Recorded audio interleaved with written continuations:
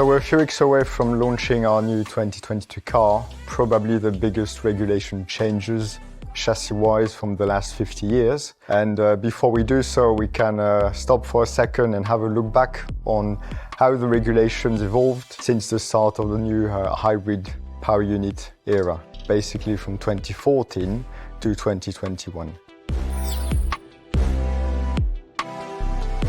Starting with 2014, it was very much the jump into the hybrid era.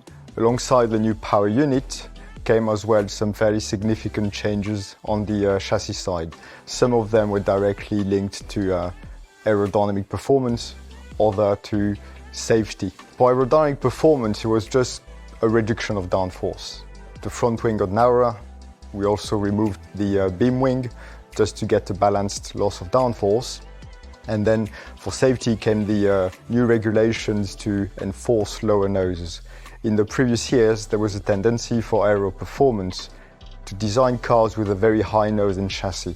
That was very efficient for downforce. It was very good to feed the floor in terms of floor quality. But when there was an accident, there was always a tendency that one car was going to launch above the other one. And that was quite dangerous for the drivers. So the 2014 regulations tried to lower the chassis, get a new wording for the nose to make sure all the cars would end up with a low nose. And when you have a side accident, you just stay where you are. You don't risk to launch above. The other aspect which affected the chassis performance for aerodynamics was the relocation of the exhaust tailpipe.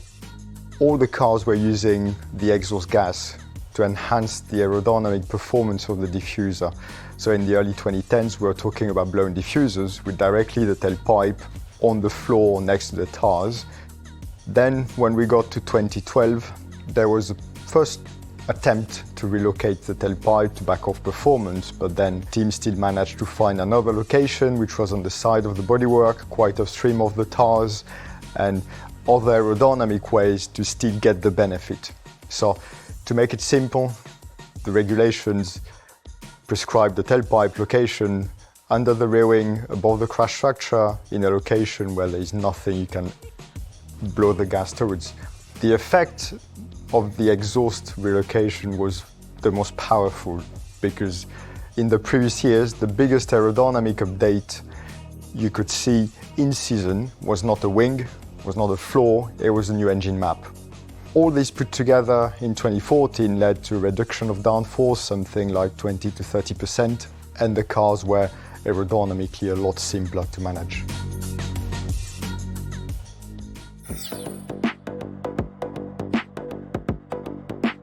In parallel to these chassis changes, with the new power unit, of course it became a bit more difficult to package the new, bigger power unit in the car.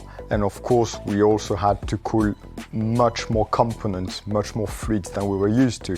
The engine block itself is very small, but then all the side components, the exhaust, the turbo, the compressor, the plenum, the intercooler, all these start to take a lot of space. They all need independent cooling. So independently from the aerodynamics, the power unit in terms of cooling started to create a lot of challenges to design the car, package the car, and try and get something quite small which aerodynamics could exploit to enhance all the performance. The other aspect in 2014, which was quite significant as a consequence of the new power unit, was a large increase in minimum weight. So the cars became quite a lot heavier, to a minimum weight of 690 kilo. This was quite a large step to manage with the chassis design. The other aspect in terms of weight was with the new power unit, new fuel load regulations. With the hybrid engines came a maximum fuel allowance for the race of 100 kilo, with a fuel flow rate of 100 kilograms per hour. But the key was the 100 kilograms of fuel for the entire race. Again, in comparison to the V8s of the previous years, in a race, we would tend to use, broadly speaking, 170 kilo of fuel. So the new engines became far more efficient. As a consequence of the fuel load in a race, the car would be a bit lighter, but when you were going to qualify, the car was quite a lot heavier than before. So putting all together, you have a heavier car with less downforce. It's a recipe for having a car a bit more difficult to manage and less performing than in the previous years. The last aspect which started to be quite significant from 2014 onwards was the tower management. All the teams started more and more to look and to invest into managing the tires through a stint, understanding all the thermal behavior, the wear, and all these aspects really started ramping up through these years. That was going to feed in all the following years to quite a large extent.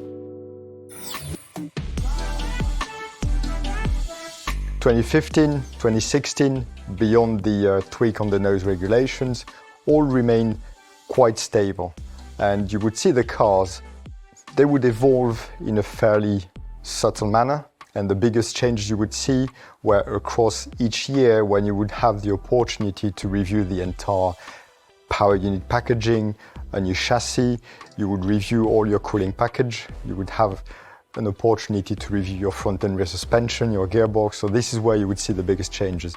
And typically, you would see a trend of the cars shrinking more and more in size towards the back. You would get more compact radiators, more compact power unit, smaller gearbox, and all this was just freeing up potential for aerodynamic performance.